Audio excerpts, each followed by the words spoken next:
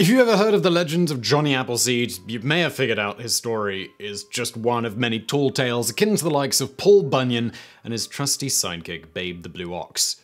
I have heard of none of these things. But as it turns out, in this case, Johnny Appleseed was actually a real person, John Chapman, born in 1774, and his real story is actually nearly as interesting as the legends that have since developed. I have no idea what these legends are. Maybe we'll find out. As for the broad strokes, John Chapman made a quite successful business out of traveling around and planting apple orchards wherever he thought pioneers were going to settle en masse, particularly across Pennsylvania, Ohio, and Indiana, with some of these orchards still existing today, though none of the trees he actually planted are still on them. In a nutshell, he'd find a new area that was largely unpopulated, buy up land for cheap, then establish an orchard. Once he'd established the orchard, including fencing it in and the like, he'd travel on to a new area and do the same thing.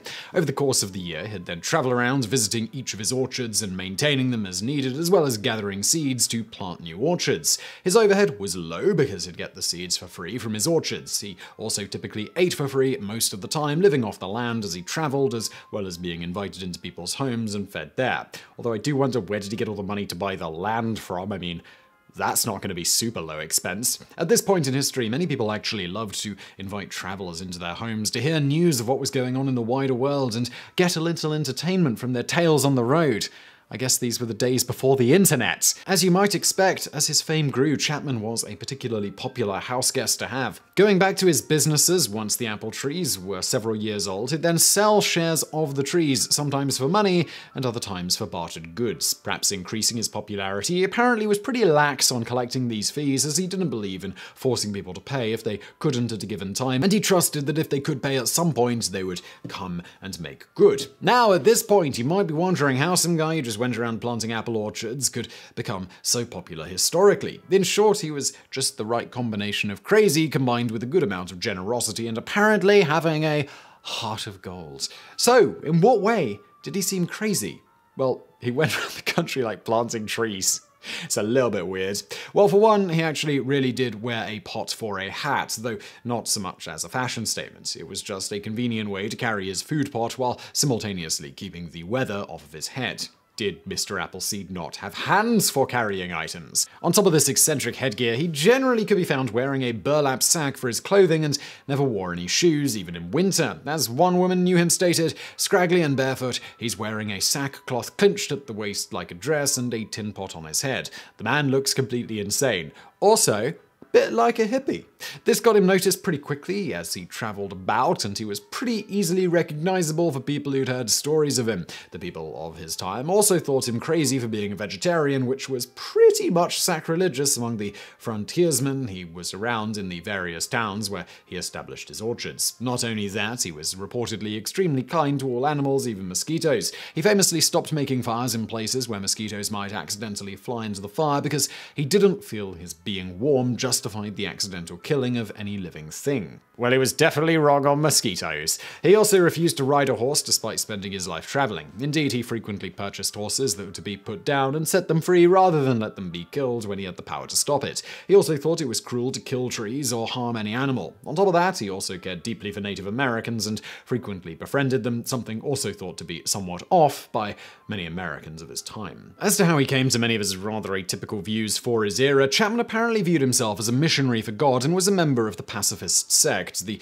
Church of New Jerusalem, also known as the Swedenborgian Church or the New Church, which was a religion derived from a combination of the writings of Edward Swedenborg and the Bible. The particular flavor of Christianity preached a message very close to nature worship. As he traveled around, he spread his gospel to the people he met as best he could and otherwise tried to live a life free from harming any creature and always doing what he viewed as the will of God. On that note, it should be pointed out that the apples from Chapman's apple trees were not suitable for eating. He refused to graft from other apple trees that did produce apples for direct consumption because he felt it was against his religion, being an unnatural way to reproduce apple trees. Instead, he planted seeds directly. And as it turns out, he will almost never get a palatable apple from an apple tree planted from a seed, even if the apple that the seed came from was great tasting. As for why anyone would then buy any of his apples, in his time the majority of the apples weren't used for eating, they were used for drinking. Apple cider was generally preferred over many other types of liquor because it was really easy and safe to make. Simply press a bunch of apples until you've got all of the juice out, then let the juice sit in containers for a few weeks until properly fermented. If it wasn't strong enough for you, you could just distill it and make brandy or applejack. It wasn't until around the 1900s, thanks to groups like the Women's Christian Temperance Union, that people properly stopped using apples for drink and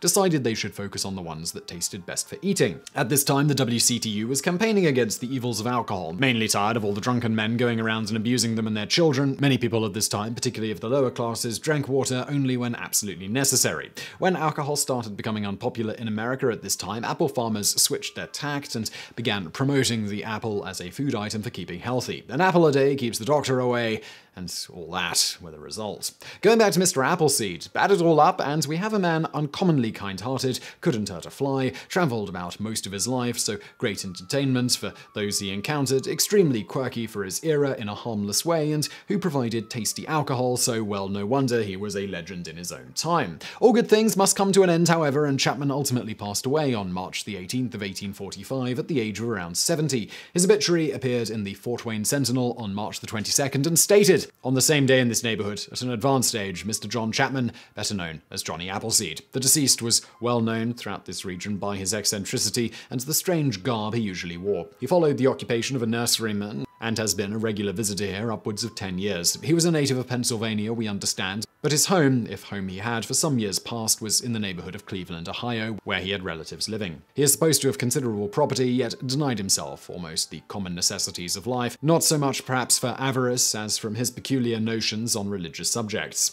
He was a follower of Swedenborg and devoutly believed that the more he endured in this world, the less he would have to suffer, and the greater would be his happiness hereafter. He submitted to every privation with cheerfulness and content, believing that in doing so, he was securing snug quarters hereafter. In the most inclement weather, he might be seen barefooted and almost naked, except when he chanced to pick up articles of old clothing. Notwithstanding the privations and exposure he endured, he lived to an extreme old age, not less than 80 years at the time of his death, though no person would have judged from his appearance that he was 60. He also carried with him some work on the doctrines of Swedenborg, with which he was perfectly familiar, and would readily converse and argue on his tenets, using much shrewdness and penetration. His death was quite sudden. He was seen on our streets a day or two previous. Despite giving away most of what he earned and not really keeping track of the deeds for his land very well, when Chapman died, he had accumulated over 1,200 documented acres of apple orchards on prime real estate. It's estimated he actually owned a lot more than that, but failed to keep records of the deeds. He left the 1,200 acres to his sister. Unfortunately, because apple prices plummeted shortly after his death, making it difficult for her to pay the taxes on the land and subsequent litigation, partially due to his lax record keeping, she lost most of that which she had been bequeathed. And now for a bonus fact. The Swedenborg Church was founded by the Swedish scientist Emanuel Swedenborg in the 18th century. Swedenborg claimed that he received heavenly visions from God over the span of 25 years. He then told that the Lord would establish a new church through him and his writings, which were a sort of key to the scriptures. This was very similar to Joseph Smith around 70 years later, founding the Mormon religion through a supposed new revelation from God. Also similar to Mary Baker Eddy's Science and Health with Key to the Scriptures that came along about 100 years after the new church and was the founding of the Christian Science religion, which still endures today, like many other such new religions of the day based on Christianity, with each one tending to have the common thread of God revealing some new way to interpret his scriptures to some individual. God was really busy in the late 18th and early 19th centuries in America, apparently, and hadn't had the forethought to word things correctly on his first go, apparently. So I really hope you found that video interesting. If you did, please do smash that like button below. Don't forget to subscribe. And as always, thank you for watching.